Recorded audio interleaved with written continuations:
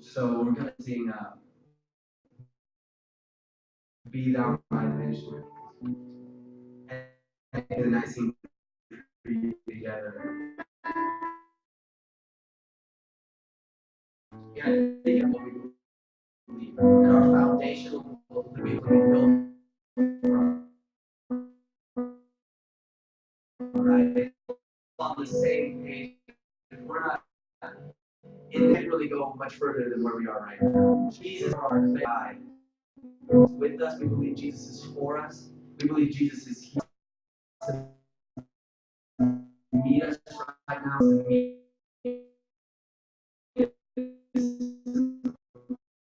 word.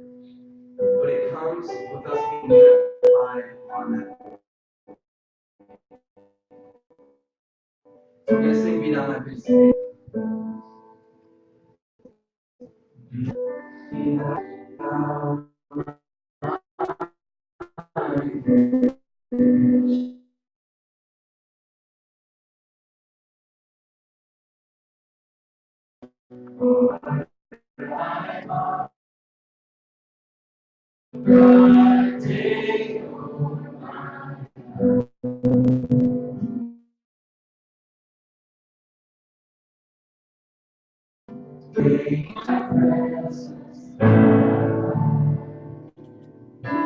Be Thou my wisdom and thy true word.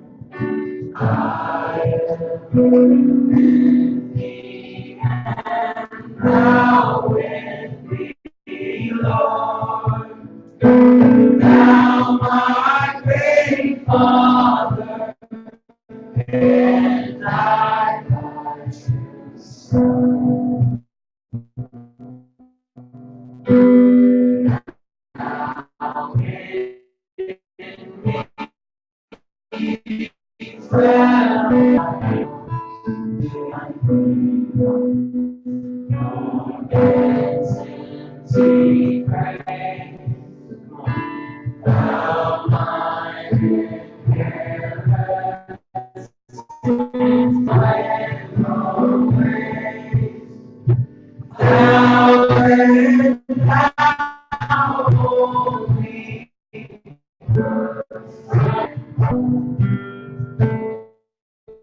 thy kingdom, thy strength.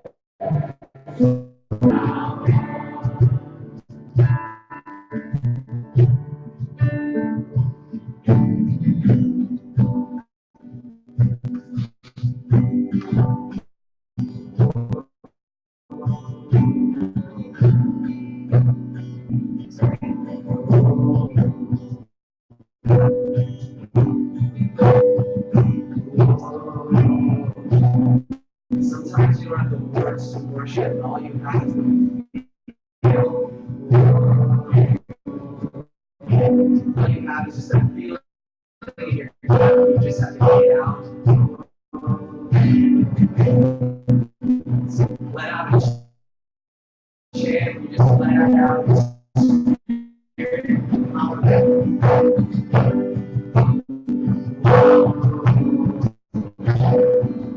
Sometimes I shout praise or shout praise. So what is the scripture? Just declare immediately. Just join together in this shout.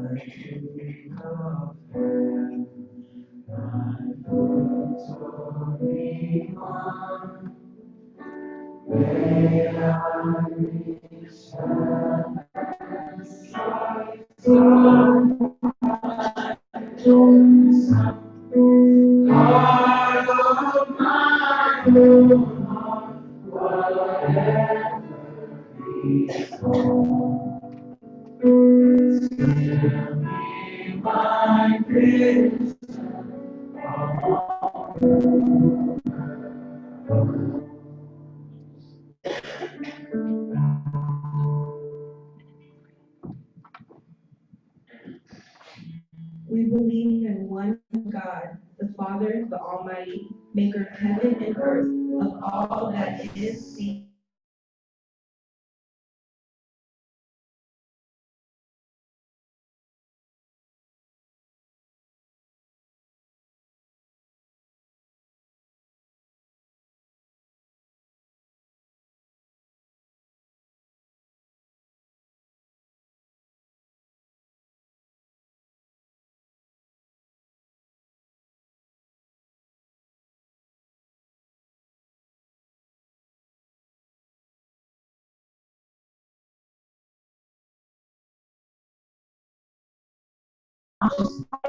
He suffered, died, and was buried.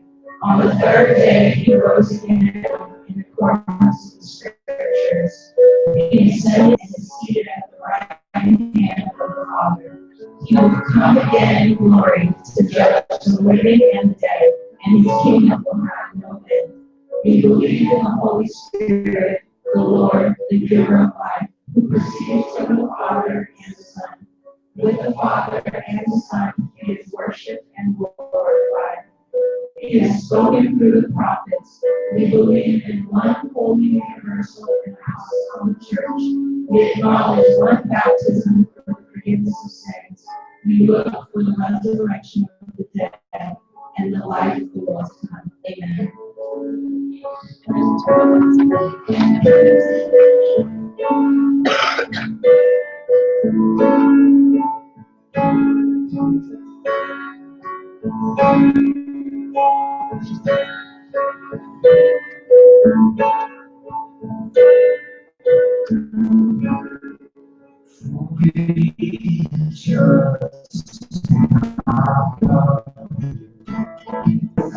His unfailing love, we will not be shaken. We will not be shaken. We will not be shaken. We trust. Trust. And through His unfailing love, we will not be shaken. We will not be shaken. We will not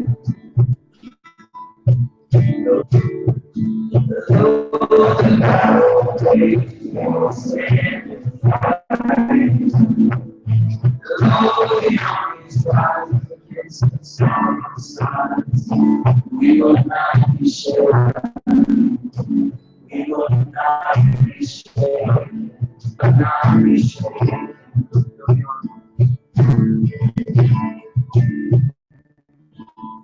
Holy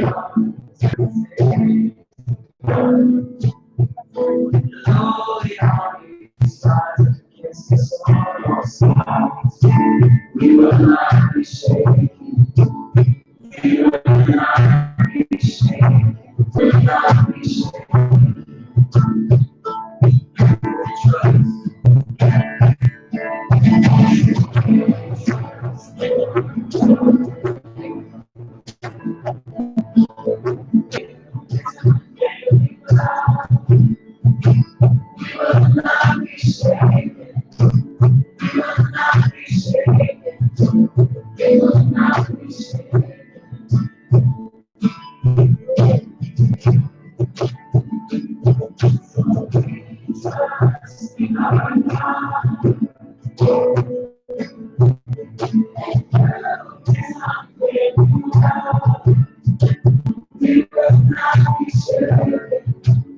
will not be shaken.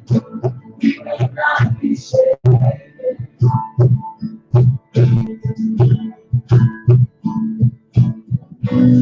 In the hour of our day, we will not be afraid. Hope is rising like the light of dawn. Our God is for us, He has overcome.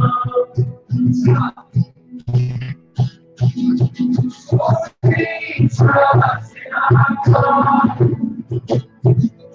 and through His unfailing love, we will not be shaken. We will not be shaken. We will not be shaken.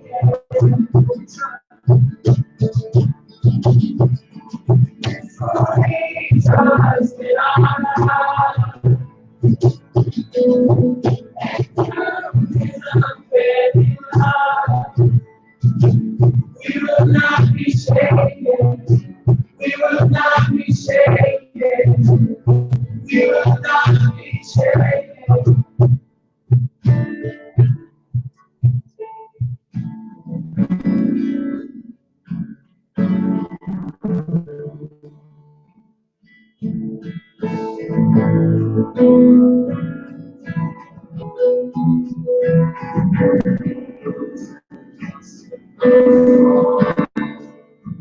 Our God is strong. He can do all things.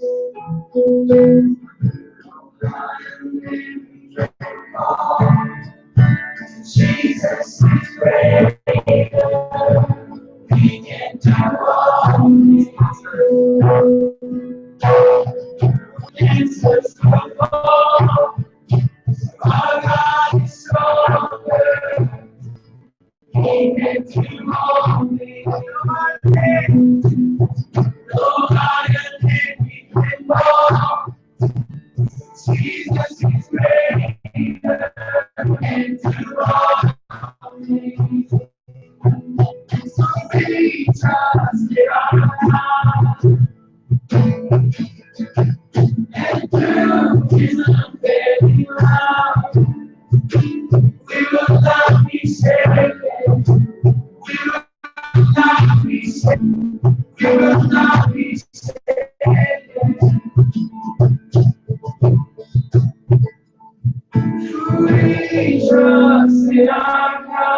And through his unfailing love, we will not be shaken. We will not be shaken. We will not be shaken.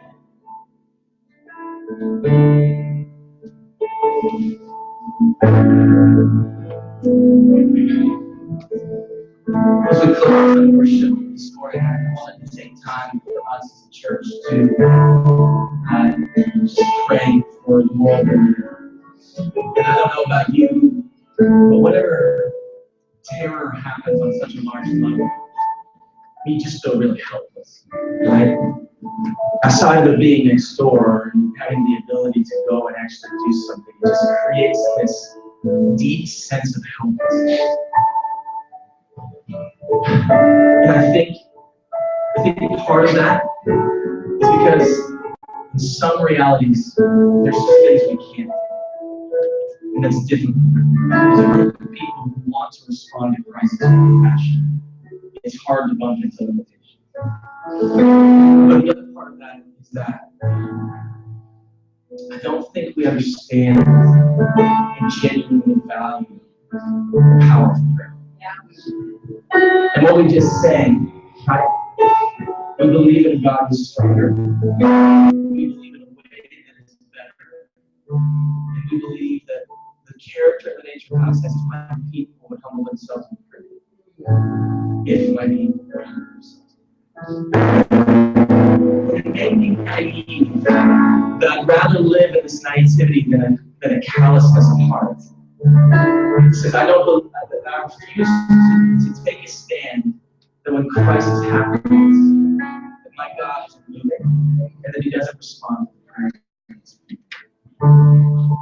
So we're going to pray. You know, in prayer, we really do believe that God responds to prayer. We don't believe God is static. We believe He responds to prayer, but we also believe that prayer does something incredible. Is that more than we shape God, it shapes us, right? And what prayer does is not only puts our hearts before God and asks Him to come and reveal Himself to hurting people, but what it does is it softens our hearts that maybe there are some things that you and I can do. Maybe there's some money that can be given. Maybe there's some nights of prayer and fasting that can take place. Maybe there are people you know who know people who can do something and just need some resources. Prayer does just take that impossibility and say, okay, God, whatever's possible, I'm really open. I'm really open. I'm sure you know about the 150 plus murdered in Paris. Maybe some of you know about the 50 that were murdered in Beirut. And there were other places, other bombs. It wasn't just Paris. This was a weekend where, in many ways and in many shapes, hatred shaped and touched our world. So we're going to pray. So I just want to ask you, would you do this with me? Just the person to your left, to your right. If you're comfortable, we're not a church that wants to make you feel uncomfortable or that you have to do anything. Manipulation is a terrible thing. It's not what it's about. But if you're comfortable this morning, would you just, with the person next to you, would you just ask God to move on behalf of us? Would we just, as believers, would we come to the place where our God is strong? The way of love is better. And so we're going to ask God to make that known this morning. And just to the person to your left, your right, let's just take a minute and ask God to move. And would he pour out His love in Paris? Would He pour out His love? Would He pour out His love on moms, dads that lost children, and the children that lost moms and dads? And that never may we ever, in the middle of a global world where everything is at our fingertips, lose a heart of compassion for suffering people. May that never be true. I'd rather, for the rest of my life, live in a sense of helplessness because of compassion than a sense of callousness because it's just too long. So let's contend for our God to be stronger and for the reality of who He is, to make His love known. There are so many churches, pastors, and missionaries in Beirut today, in France today, in other countries today. May the Spirit of God give them strength. May we stand with them in a way that just unites the body of Christ. So come on, would you do that? Just find the person to your left, to your right, and I'll come close us here in a second.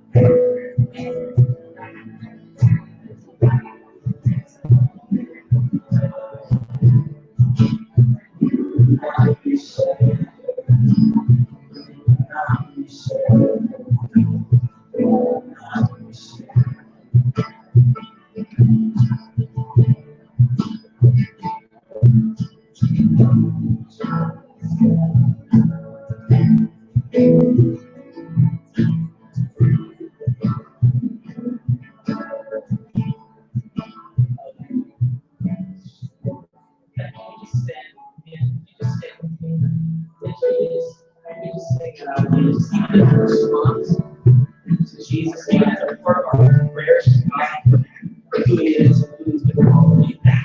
Who He's called us to.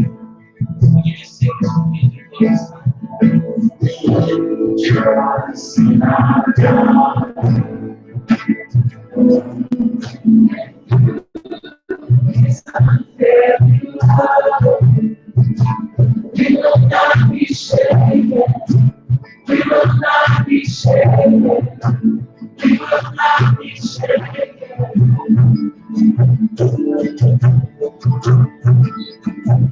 For we trust in our God. And through His unfailing love, we will not be shaken. We will not be shaken. We will not be shaken.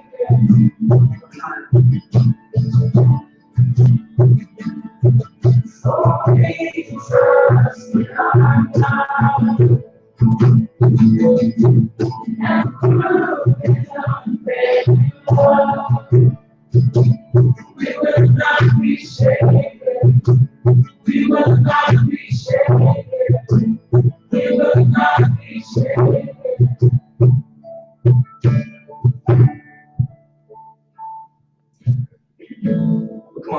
grab hands and just be a unified body of believers this morning.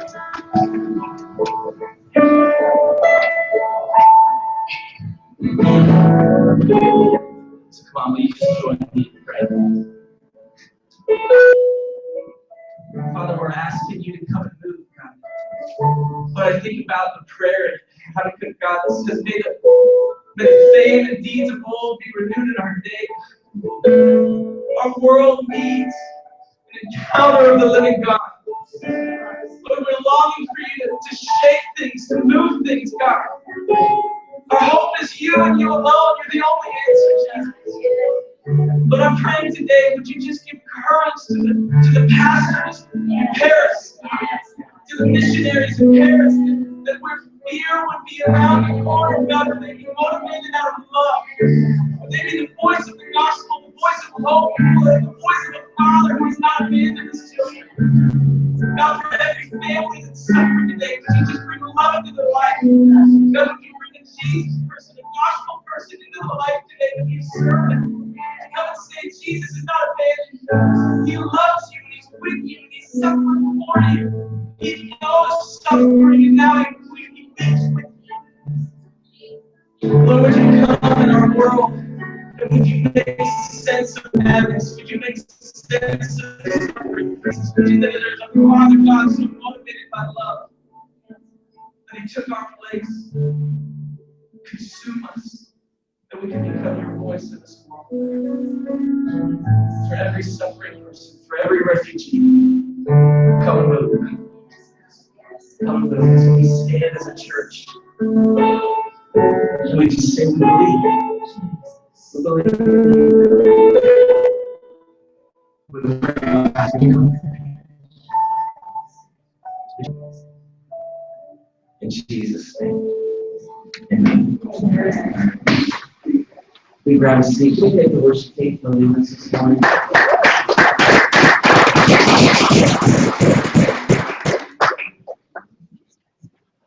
Man, what an honor it is to be this morning. If you don't know who I am, my name is Phil. I get the honor of being the lead pastor here at Square. It's just such a joy to have you with us.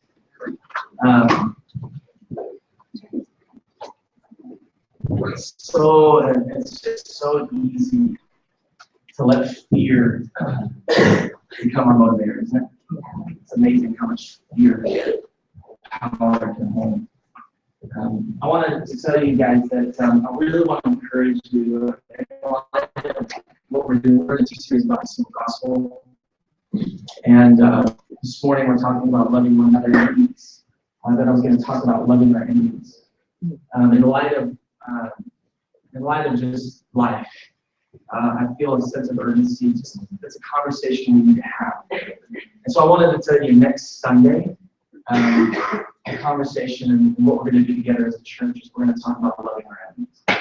So I just really want to encourage you to be here. As you can tell, we have a good amount of people out and about doing holiday things and traveling. And where you just have people in your life that they need to talk, they need to have this conversation about how we as Jesus followers respond to enemies and to evil in our world. I just really want to encourage you to be a part of that. As I said, it was going to be several weeks from now that we did that anyways, but I feel like it's time that we move that up and have that conversation. So listen, when you came in this morning, there are a few things on your chair. I just want to run through those with you real fast. Anyone. First, you just see a Connect card. That's just our way of knowing who you are, partnering with you, just being able to serve you. Anything going on in your life, just let us know. We really love you. We really want to walk with you. The most important part of that is on the back side is prayer requests. Every single week, we take time and ask God to move on behalf of our community. And I just want to ask you, if there's anything that you can say with you in prayer about, would you fill us out? We're seeing God move. I want to tell you that. Things we are praying for, we're seeing God move. I want to give you that encouragement. So anything that we can be saying for with you in prayer, I want you to ask for that. Also, a giving envelope. We say the exact same thing every single week because it matters to us. We're not after your money. We want to see Jesus do an incredible work in your life. And so what we do believe is that once this place is your family, once this is your home, once this is your home church, we give, we tithe, we contribute. It's just who we are. It's what we do. And so that is you feel free to fill out your offering now. I'm going to take it here in a second. But as you're new with us, as you're just here for a few weeks, we just want to let you know, do release that we're not out of tonight. Also on there, you're going to just find a sheet of announcements. We've got a lot of really great stuff coming up in the church. Most importantly, Turkey Bowl. Am I right? What is Thanksgiving if not for football? I don't know. I have no idea. No one knows. But anyways, listen, we have some cool things coming up. The first is this being the Turkey Bowl, and I just want to encourage you. We actually, we're strong partners with Campbell High School, which is a great relationship because we get to do our Turkey Bowl on our football field.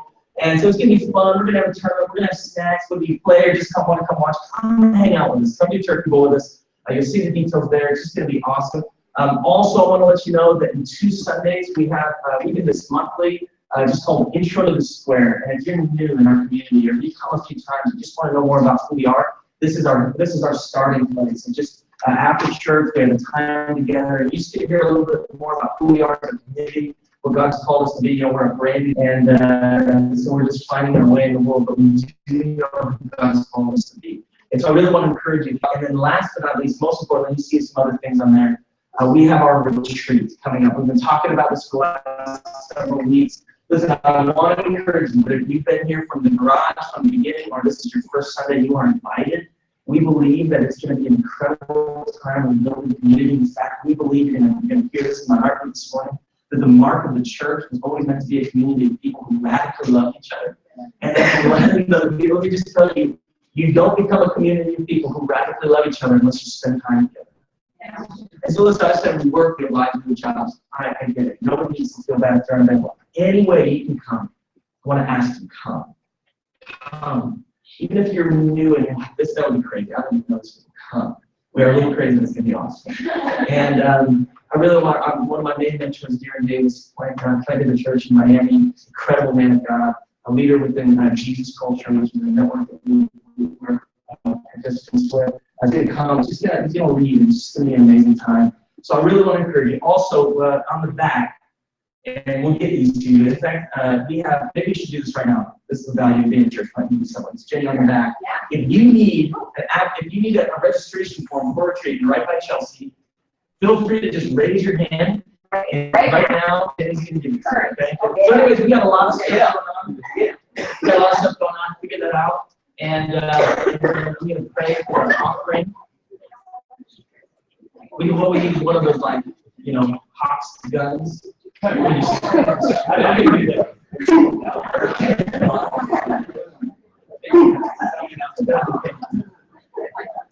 Well, come on, let me pray for the offering and then Father, we love you. We just thank you that you came. And then you reign in the world. And that when chaos feels like it's winning, it's not. When suffering feels like it's winning, it's not. When death feels like it's winning, it's not. We put our hope and our trust in you, the resurrected King, human history, to recreating the world in this age, fighting many people to become suffering servants. God, it's who we are, it's who you are, and we love you. Lord, we just ask this morning as we worship through giving, that you bless it, that we want to be an expression of kindness and hope to our neighbors. That you just teach us how to be good stewards, to make the use of, Lord, I pray you supernaturally make these funds go further than they should. But we want to touch lives. You help us. In Jesus' name. Amen. Amen. And just a continued reminder, we are partnering with, Samantha and I are partnering with Campbell High School, doing a clothes drive coming up to high school. If you brought clothes this morning or you want to be a part of that boutique, the Campbell feel free to come and talk with Samantha. And then also in the back, you notice that thing right by the exit sign. We are partnering with, most of you know this, if you don't, my sister and her husband are missionaries in Istanbul, Turkey. And we're partnering with their church. It's just an expression of love this Christmas. We're getting gifts, writing prayers. Just to remind this church, you guys, about a month ago, I shared this with you, that this local church in Istanbul has been threatened by ISIS on numerous occasions. And it's just to just speak love and life and stand with them as they continue to follow Jesus in the middle of uncertainty. So those things are there. I want to encourage you to participate with those. So we are in this conversation about the nature of the gospel. We started with the fact that the primary reality is that God is love. He is the Father who loves, the agape love of God. It's where it all starts for us. The nature of the gospel starts with this. God is love, that the agape love is real, and it's the foundation of all things. Then we went forward, we talked about how 2 Corinthians 5, the simplicity of the gospel, why we're alive, we become the reconciliations of God. And then we've been looking forward from there. We talked about our story starts in creation, about understanding the nature of the Father of God in creation. For many of us as believers, we start our story in the wrong place, in the sin problem. But that's not where our story starts. Our story doesn't start with sin, our story starts with creation. And it's important as followers of Jesus to understand that we were created in the image of God. Everybody was created in the image of God, and this is our story. It's a sin problem, but it's not the start of our story. And really in that, we can explore the Father of God. Everything starts with the agape love of God. That's where our foundation comes. And then he invites us into these radical ways of love. Loving one another, loving our neighbor, and loving our enemy. And this morning, I just wanted to talk and take time for us to unpack the aspect of the gospel, which is this, that we were called to love one another. We were called to love one another. And I know that when we talk about something like this, it can so easily be something that we just felt like we've heard before, and we've known before, and so we tend to shut down. It's a conversation, we have this way as Christians, no matter how well we've heard something before, then we just kind of dissociate from that. And even in the nature of church, you can see me talk about this a lot. I do this too. Part of growing up in our culture, part of being a consumer, part of the way we do church, it forces us to draw this distance. We're observations of performance. And ultimately, whether we like or dislike church is how much we like that performance, right? We're okay. This is not good. This is not the biblical portrait of church. I just admit myself and all of us, we live under the weight of it, right? So it's so easy for us to disassociate ourselves and objectify something from far because we've heard it before. And my request to you this morning is to just let Jesus speak to your heart. This vision that he has for us, of being a community of people who are alive, and what that means for the centrality of the gospel, that you let that minister in your life. I'm going to read for you John 13. I know I keep doing this, like reading really long segments of the Bible, but listen to the word of God changes lives. So, at a minimum, so I'm actually going to read all of it. We're going to read a portion of it. So you can find there in your Bibles. You can just listen along. That's okay. I'm going to start on John 13:1. But just listen to this, and then we're going to go back through this text and unpack it together. Okay? Now, before the feast of Passover, when Jesus knew that his hour had come to depart out of this world and back to the Father, having loved his own who were in the world, he loved them to the end. During supper, when the devil had already put it on the heart of Judas Iscariot, Simon's son, to betray him, Jesus, knowing that the Father had given all things into his hands, that he had come from God and was going back to God, he rose from supper, and he laid aside his outer garment. Taking a towel, he tied it around his waist, and he poured water into a basin, and he began to wash the disciples' feet, and to wipe them with them. He came to Simon Peter, who said to him, Lord, do you wash my feet? And Jesus answered him, what I am doing, you do not understand now, but afterward you will understand. Peter had said to him, you will never wash my feet. And Jesus said to him, if you don't let me wash your feet, you have to share with me. He said to him, Lord, not only my feet, but then on my head and my hands as well. Jesus said to him, the one who is bathed does not need to wash except for his feet, but it's because he is clean. And you are clean, but not every one of them, for he knew the one who was about to betray him. And that's why he said, not all of them. When he had washed their feet and put on his outer garments, he resumed his place, and he said to them, do you understand what I have done for you? You call me teacher and Lord, and you are right, for I am both of those things.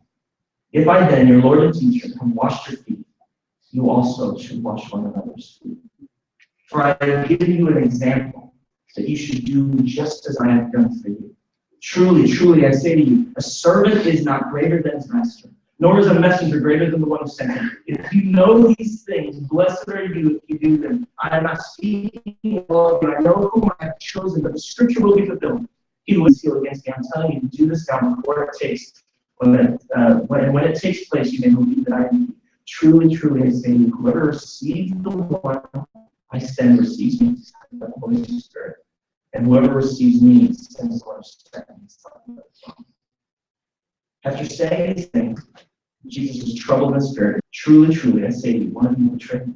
The disciples looked at one another, and certain of whom spoke. One of the disciples whom Jesus loved was reclining at the table side. So Simon Peter motioned and asked Jesus who he was speaking about. So that disciple leaning back against asked Jesus, Lord, who is it? And Jesus answered, it is whom who I've given the morsel of bread and he has dipped it. So when he had dipped the morsel, he gave it to Judas, son of Simon Iscariot. And then he came to the morsel, entered in Jesus. What you were going to do good. One of the tables in my head said that, and some thought it was because Judas had a money bag, and Jesus was telling him, for the feast, so we should give something to the poor. So after receiving the morsel of bread, he immediately went out, and it was night. And when he had gone out, Jesus said, now when the Son of Man is glorified, and God is glorified in him, if the God is glorified in him, God will also glorify him in himself, and will glorify him once. Little children, yet a little while I am with you. You seek me, and just as I said to Jesus, so now I'll say to you, when you cannot come. But a new commandment I give to you, that you love one another just as I have loved you. You also are to love one another.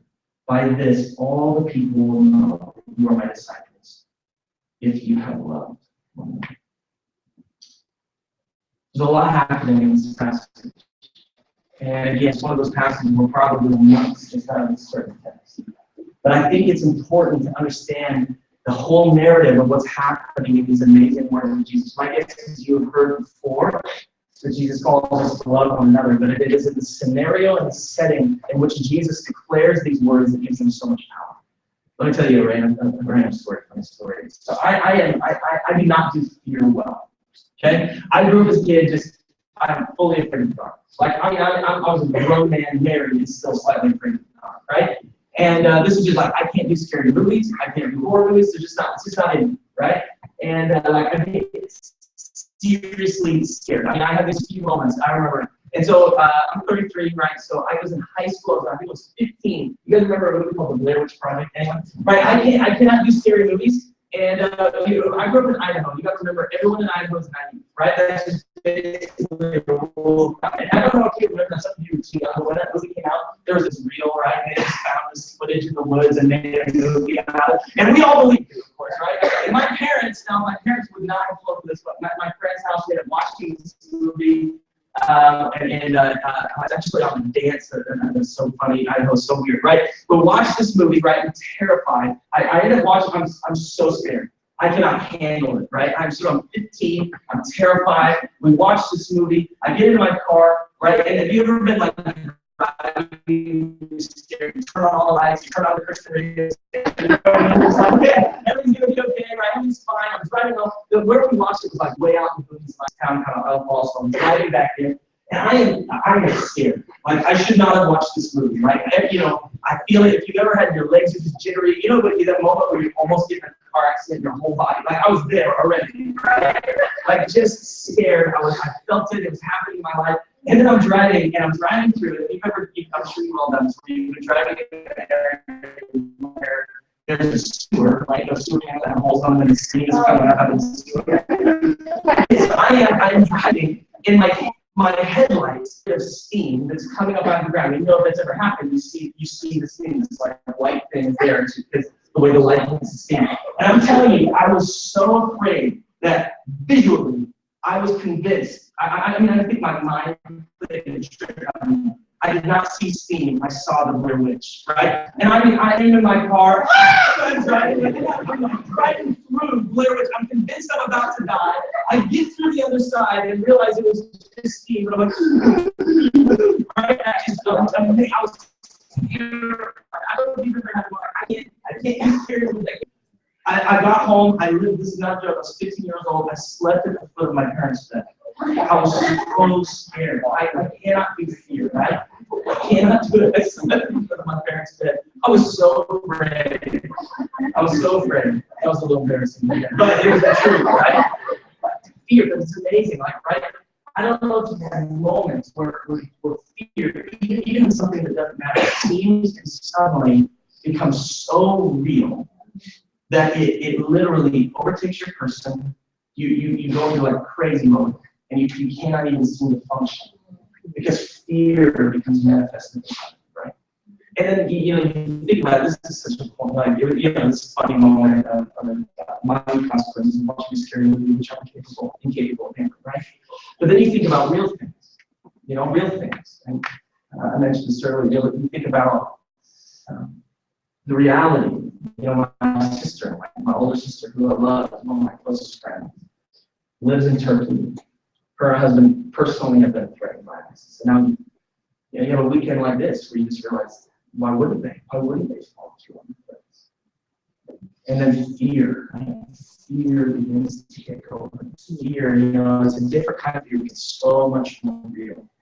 But it's still, even though it's slower, it does the same thing. It needs to navigate your thoughts. It needs to take consumer, all of us in different ways, in different places, in different experiences. You know what I mean?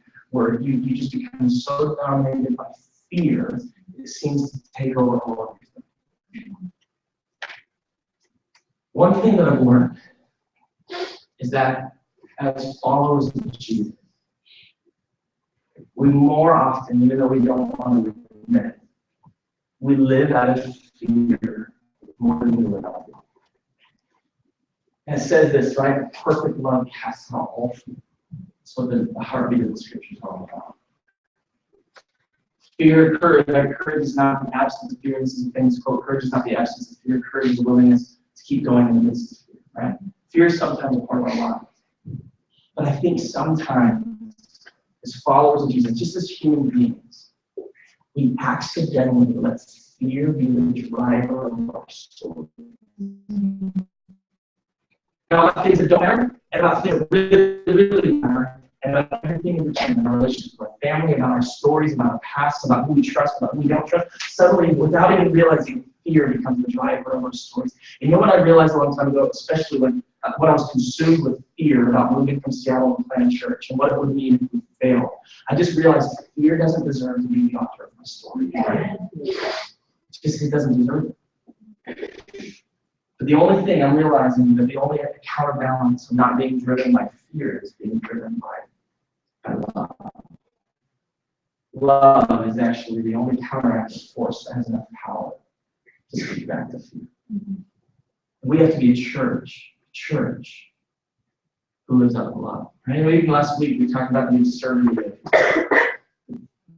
the social media response to Starbucks Christmas cups, right? But when you even think about that, why would anyone say anything like that? Why would anyone take the time to make that the norm of their Christian example? Because they're afraid, right? As you and I are followers of Jesus in the secular ages, we are alive in the generation of the collapse of Western Christianity. That's where we live. We're no longer in social circle. We're the sojourners and the exiles in the world, right? We're going in a different direction. We're the countercultural minority in the world, right? This is who we are. It's so easy to let fear write our Christian story. It's so easy to let our response to an unbelieving world be fear. Fear. But God has called us not to fear, but to radical love. I want to read this quote to you. I love this. It's by a theologian named N.T. Wright, who wrote a book called Surprised by Hope. It's all about heaven. If you want to read a great book, I really encourage you to read it. I want to read this with you. It should be up on the screen. Just listen to this. Love Jesus. We are called to speak it so that we can converse with him.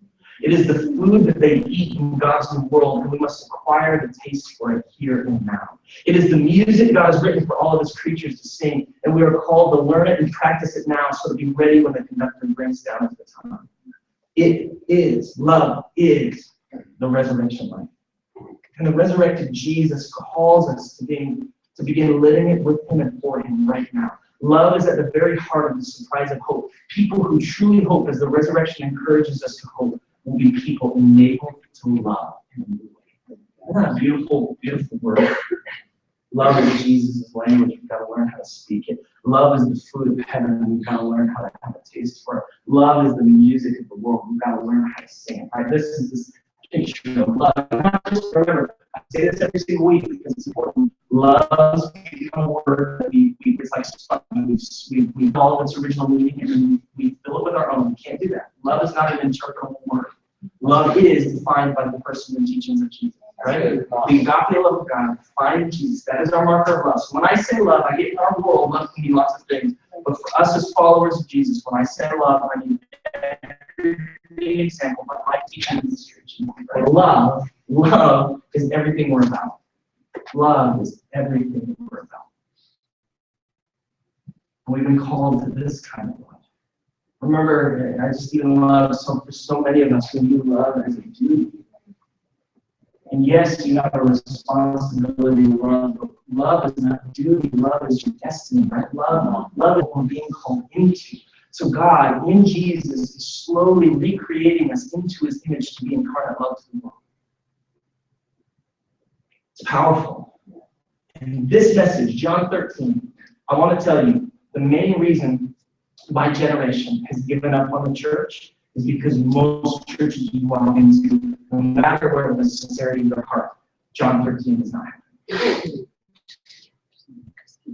And if we, in any kind of boldness or sincerity, are actually going to say, God, we want to be a Christian church, we would have to become a community of people who say, may John 13 be true of us.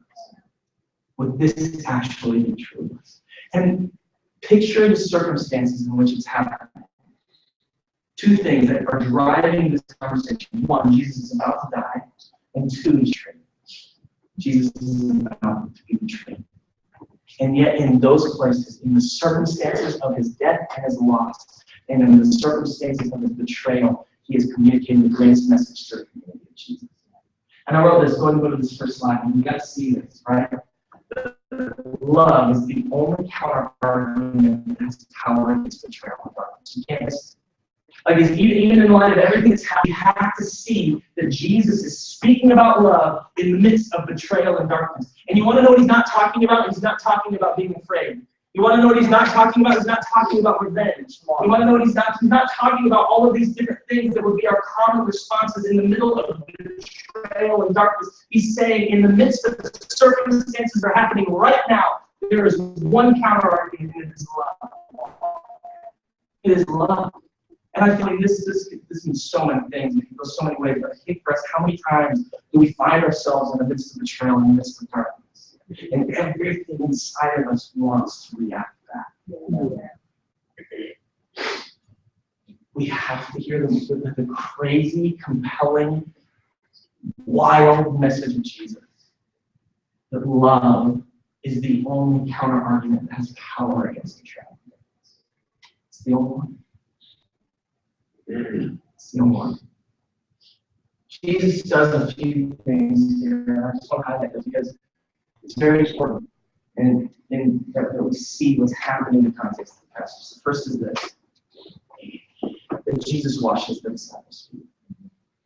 And I wrote this: love finds its true shape in washing others' feet. It's really quite simple, isn't it? This passage speaks itself. I don't have to be wise or clever or try to say nice things. The God of humanity, God on his hands and his knees, and became a servant to his friends. He washed their feet. The power and the magnitude of this is second only to the cross. This moment, in my opinion, is a demonstration of the love of God, only outright by the cross of the resurrection. God who made you, the reason you exist and your atoms hold together is because of him. And he found it good to wash feet. You know, I was talking to someone, and even the way we do church, right? I think it's going to say this. Listen, I said this about pastor. Pastor doesn't have room for a towel and a water basin. I don't know what they are, but they're not pastor, right? That's good. And the same is true as Christians. What the mark of who we are, right? The mark of who we are is that we are those who make room in our life for towels and water basins. Yeah.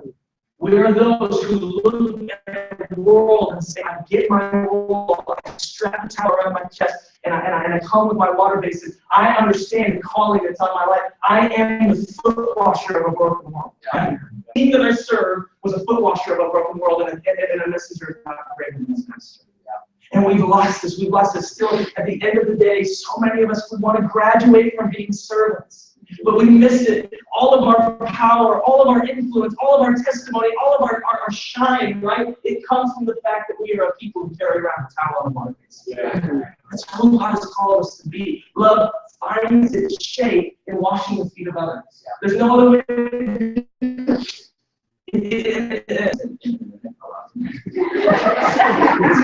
You know, in our culture, there isn't really a place for this specific thing. In fact, when it happens, or it has happened, if you've been in the church for a while or on a retreat or something, it's happened, it's awkward, right? So, but there are places in our culture, in our world, Jesus was taking the position of being less than for others. Jesus was taking the position of serving needs of people who were supposed to be serving him. We need to do this tonight. Being foot washers needs to be a part of it. That's good. It needs to be part of it. And then this is kind of along the same point. I'm going to go here. We'll go to the next one. In washing the disciples' feet, Jesus set permanent culture for his church. He looks at the disciples and says, you want to know why I did this? I did this because this is what God is like. Right? I am the manifestation of the Father, and you are supposed to be my body in the world. You are supposed to be the manifestation of me. We don't have to ask the question, what is supposed to be the culture of the Church of Jesus? What is supposed to be the culture of the local church? It is supposed to be a community of people who look each other in the eyes and say, I value you more than I value myself, and I will give everything to you, and I will walk with you. That's good. Yeah. And what breaks my heart is, can we actually say that this is the mark of the church of America? Again, friends, our problem has never been our theology. We have a confused generation of millennials that are asking a lot of questions about what we should and what we shouldn't believe. The problem is not our theology. The problem is that we've never lived it out. We're watching the feet of the world. This is who we are. And I know it's hard, and I'm just admitting, I don't know how. I'm so convicted by this passage. I wonder, I just close my eyes and dream of things. What would happen if all of our unbelieving friends would say this? I went to church, and I honestly, people treated me in a way that it was like they thought I was better than me. Like I came and they served me, they valued me, it was humbling, like it was overt, it wasn't small. And I'm not saying there isn't a place in our world to communicate the exact beauty of this moment of washing people's feet. But we've got to catch them up. And let me just say this to you. Because I know I love you. Many of you have grown up and you've never had a pastor actually wash your feet in your heart. You've never had a local body of believers communicate this kind of love. I'm so sorry. And I understand why we get jaded. I understand why we get callous. Because we hear Jesus, and it's the most beautiful, compelling thing on planet Earth. And it's really hard to live up to sometimes. I will fail you. That's why Jesus is king and no pastor can be. I cannot be the hope of the world for anyone, but may it be true of me and may it be true of us. And people would say, they washed their feet. They washed their feet. As this has to become our culture. It has to become the culture of the church.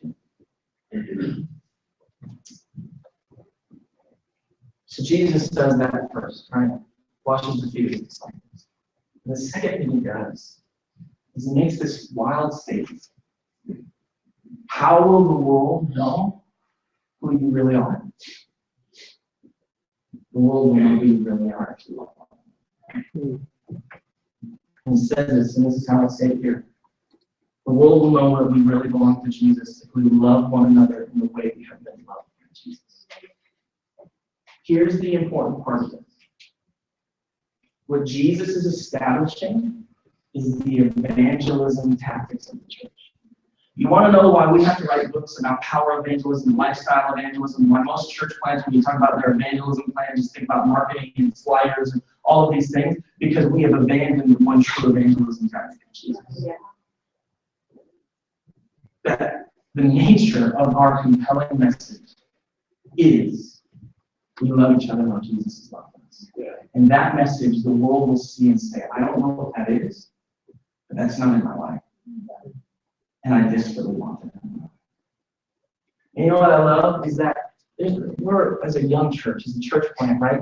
There's so many ways we need to grow up. There's so many ways God stuff. That's why I'm just daily asking God, would you bring people, would you bring followers of Jesus in our community that catch this vision, that want to run with us, want to build something beautiful, right?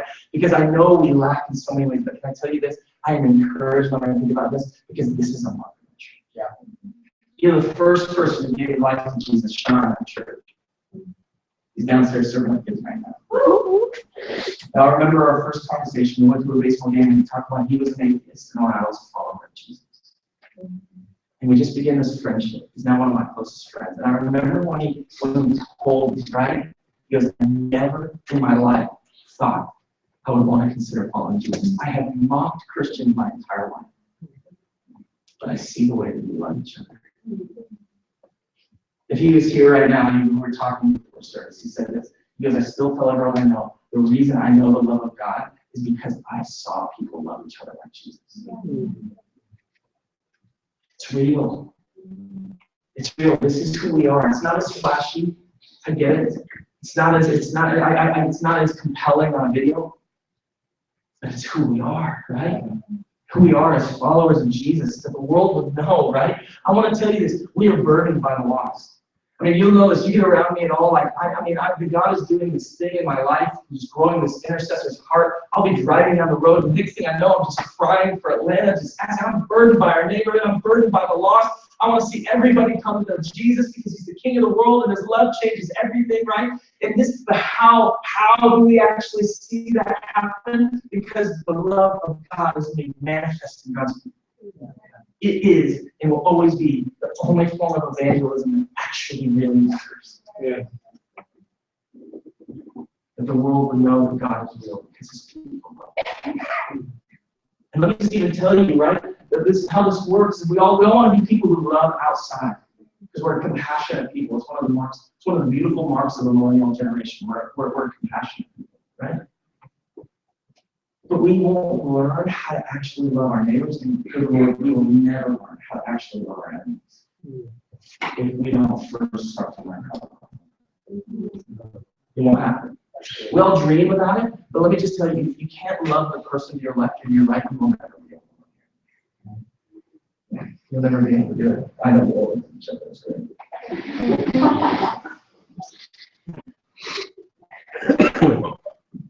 And ultimately, then Jesus calls the disciples to a new commandment. He says this, right?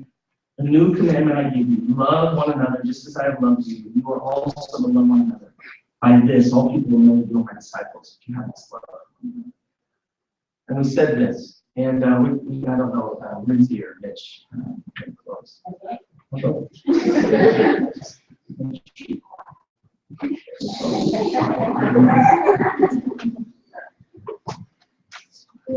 me put this. Go to the next one, the next slide. I think this is important for us to know. There's my microphone. Love is not love until it manifests itself in tangible practices. Right? Jesus doesn't call the church to love one another and then not put flesh to that statement, right? You gotta remember, he had just washed their feet. He is literally on the way to the cross. A lot of times, it's really easy for us to speak out cheap love, to declare love that has no real conviction behind it. But friends, you gotta know this. That love is not love until it manifests itself in tangible practice towards others. Go to the next slide. Not only that, but love is not fully mature until it manifests itself in tangible practice towards others who are against it. And this is what we're going to talk about next week and why it matters. But you gotta remember, Jesus communicated everything. He washed Judas's feet. He washed Jesus' feet. Love is not mature until it comes out through tangible practices towards people who are against us. We have to grow up in our love. We have to grow up in our love. Where I want to close is where Jesus began. I want you to listen to this. Jesus said this. Now, before the feast of the Passover, when Jesus knew that his hour had come to depart out of this world, having loved his own who were in the world, he loved them to right? John's doing something very, very intentional. John is actually, his literature, he started a new section starting in the beginning of chapter 13, and he's making a statement. So Jesus says to his disciples, as I have loved you, you now need to love one another, right? John, knowing that he's about to write that earlier in 13, he's making a statement. You want to know the way Jesus loved us, the way he loved us to the end? John 13 through John 20, which is the end of the book, now is an expression of how Jesus loved us. If you ever want to take time and do an incredible Bible study, you want to answer the question, how are we to love each other? The way Jesus loves us in John 13 through 20 is the example now how we are to love each other. Right? It becomes the marker of the tangible ways we're supposed to love each other. And I want to read this for you. And I just did this really quickly, and we're not going to go into details, but you want to answer the question, how did Jesus love us? And therefore, how are we supposed to love one another? This is what happens from John 13 to John 20. The first is this: he washed the disciples' feet. The second is this: Jesus called us his friends. The third is this: Jesus washed the feet of Judas, the one he knew would betray him. The one he knew would betray him. Fourth, Jesus prays, or Jesus comforted his disciples in his own time of need. Think about this. Jesus, aware that he was about to go to the cross, comforted his feet. Then Jesus prays for the comfort and protection of others, knowing that his own comfort and protection were about to end. Then Jesus sought the good of people he had never met and longed for them. You know, in John 16, Jesus actually prays for us. He prays for those that he never met. Unimaginable that Jesus knew what he was about to go through and was thinking about us. Jesus was falsely accused and imprisoned on behalf. Then Jesus defends and heals one of the guards sent to capture. Jesus never denied him, even when his closest friend died. Jesus was falsely slandered against, but willingly refused to defend. Jesus allowed grace to be shown to Barabbas when he was the truly innocent. Jesus was flogged and mocked, even though he was the only one true king. Jesus was crucified for us, tortured and murdered. And then Jesus left them and welcomed them home in the middle of his pain. And Jesus declared, Father, forgive them. They don't know what they're doing, even if they tortured and murdered him. Jesus thought about the well-being of his family, his mom, on the last point of his death. Didn't die for us. And he rose. Thank God he rose. Then he appears to a woman, bringing unimaginable honor to her in the culture of sheep. And then he finds his friend Thomas, a doubter, and slowly reveals himself. And last but not least, he gives us the Holy Spirit. He loved us to the end. No. He manifested love for us to the end. Jesus, the greatest of all loves. And now he whispers to us, saying, as I have loved you, love one another. Don't do cheap Christianity. Don't do it. It's just not worth it. I don't care where you go or what happens from here. Don't do it. It's not worth it.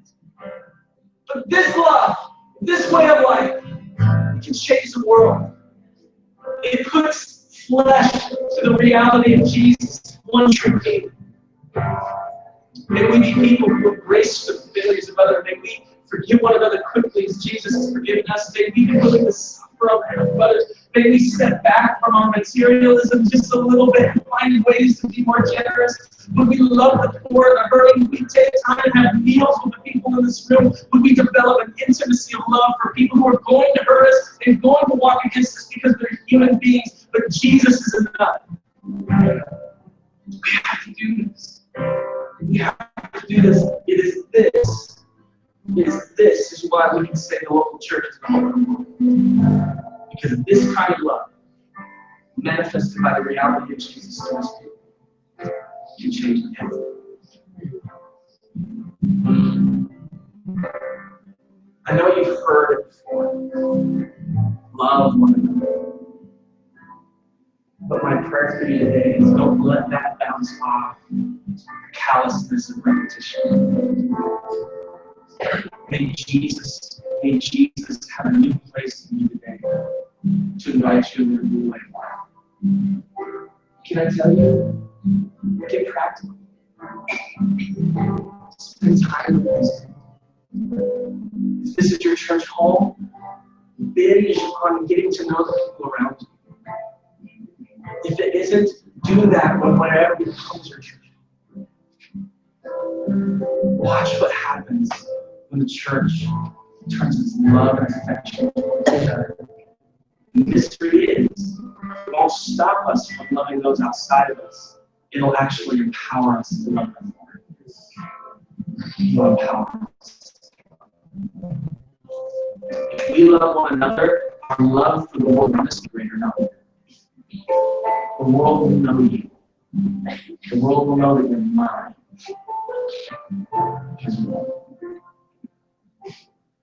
When we talk about this, I know what rings in our ears. People who hurt us, right?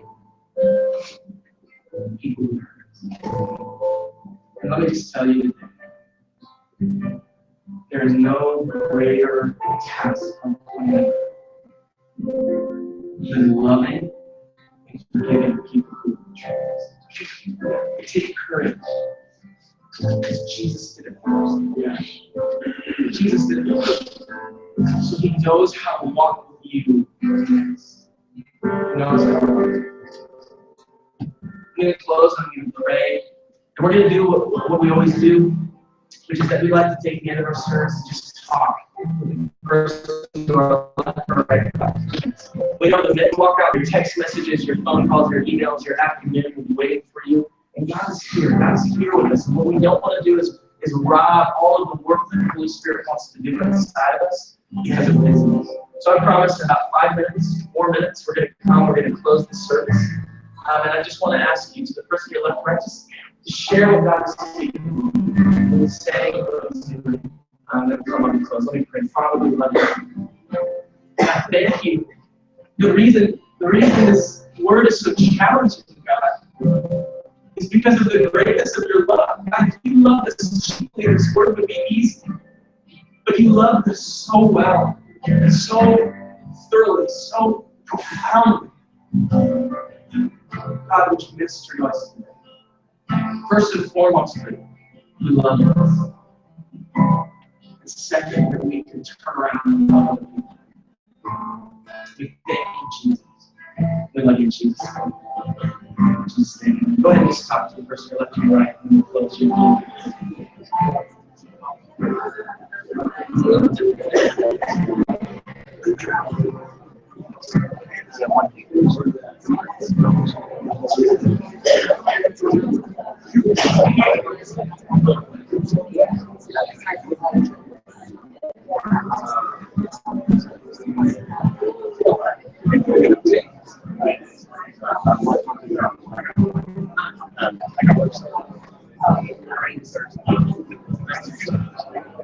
Yeah, I get a text service.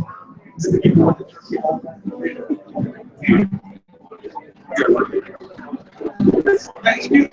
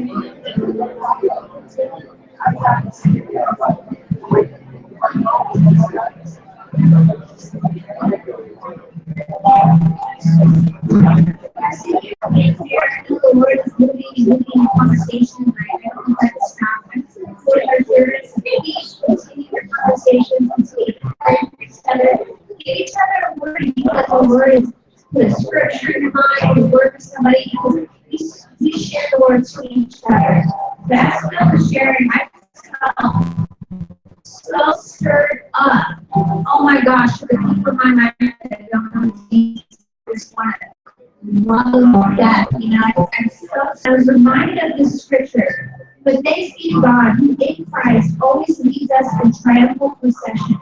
And through us, isn't that amazing? Through us, even our road, spreads the fragrance of the knowledge of Him everywhere. For we are the aroma of Christ to God among those who are being saved and among those who are perishing. You are the smell of Jesus to me. You're the smell of Jesus to your family members, to your friends. Just go and love. That's it. That's your complete agenda. Go in love. So Father, bless your people in love. Lord, release us even more to be your fragrance, your sweet smell that would, like when we stop steak cooking on the grill, we get hungry. There's the outcome of that. Lord, help us to be that, and to be your aroma in this world, to draw people, never in shame, never in condemnation, but to draw people in love into your arms, into your presence. We love you and trust you. Praise in Jesus' name. Amen.